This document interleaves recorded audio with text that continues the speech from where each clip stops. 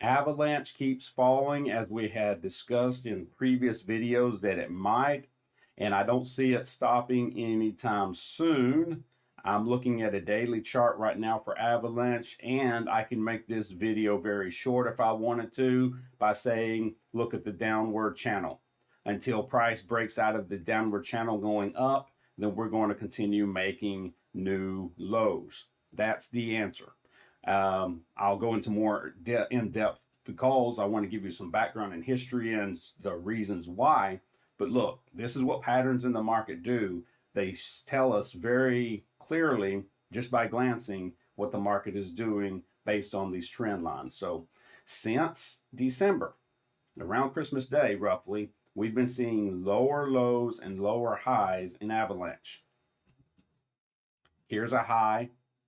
Somewhere around here is a low. We'll call that a low. A lower high, a lower low, a lower high. It did not break this high. And now we're looking at least equivalent lows, if not lower lows, by tapping this 30 level in Avalanche.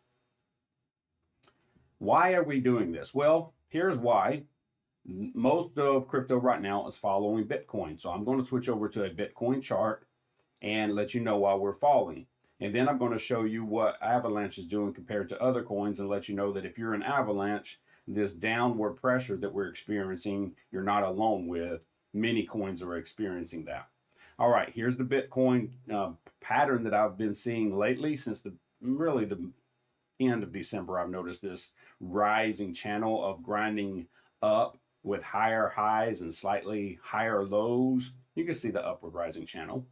This is when the ETFs were approved by the SEC. We spiked up to 49,000.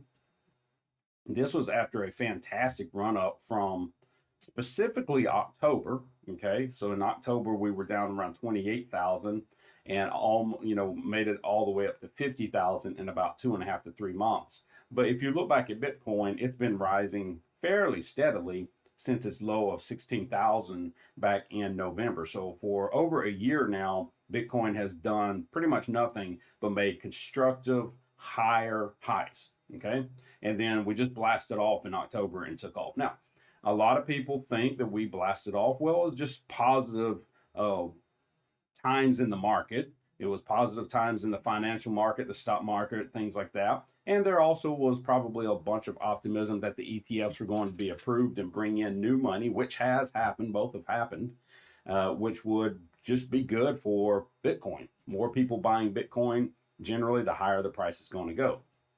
And so a lot of people bought into that optimism, which was correct.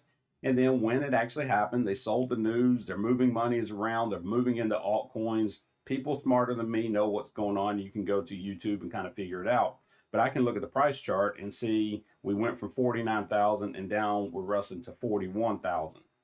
I did have this upward channel marked, and we talked about the whole time these days right here while we were wrestling with the bottom of the channel, that I was thinking pretty strongly that we were going to hit 40,000 before we hit any higher highs on this channel. And the only question really was it going to do it like that or bounce back up and then fall to 40,000? Well, right now the bottom has fallen out of this channel and it looks pretty clear that we're going to hit 40,000 here soon. That has been the pull down on Avalanche. Okay, we were kind of in this range right here, but I was saying that if Bitcoin fell to 40,000, this was the range we were going to enter. And this is where we are entering, looks like today, 30,000 to 33,000. Looks like we're in right now. These lower highs that we're seeing, this downward trend is not unique to Avalanche. Let me show you. ADA. Ethereum wasn't a great example. VET. Doge. Even the strong coin like Solana. Just did a video on DOT. Matic. Look at that. Okay, so this is a pattern we're seeing across many of the altcoins just because of this downward pressure caused by Bitcoin. That's what's pushing us down. And if Bitcoin hits 40,000, I find this to be the equivalent for 40,000 of Bitcoin, somewhere around 30.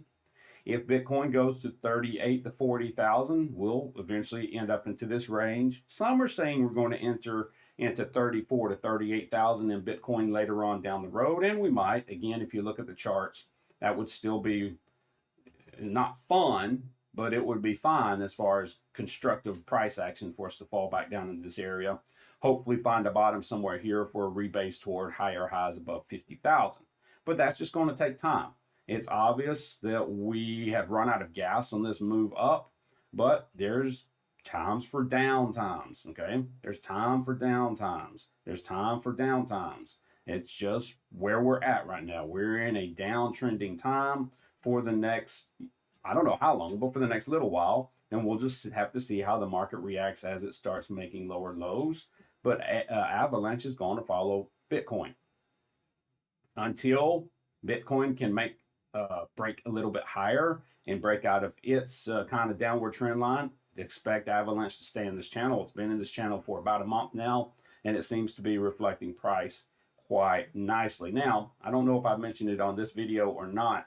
This is not a victory lap video. I don't mean to bring negative news. I don't want to be the negative Nelly, but I can't tell you that Bitcoin, I can't be one of the guys that's like all-time highs for Bitcoin in the next 2 weeks.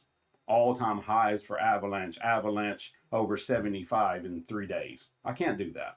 I listened to a lot of those guys when I was starting into crypto, and I lost a lot of money. I don't want to be one of those guys. I'm just trying to give you reality, and I'm not telling you anything that you can't see with your own eyes right here with these lower lows and lower highs.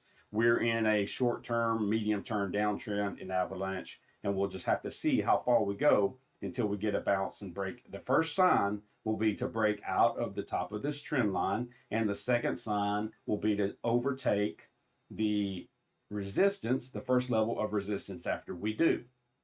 What does that mean? Well, first we got to break out of this trend line. Let's say price gets down here to 30, just for an example. First, we would have to break out of the trend line. That's your first step. Then you've got to go over the next level of resistance, and that is this level right here.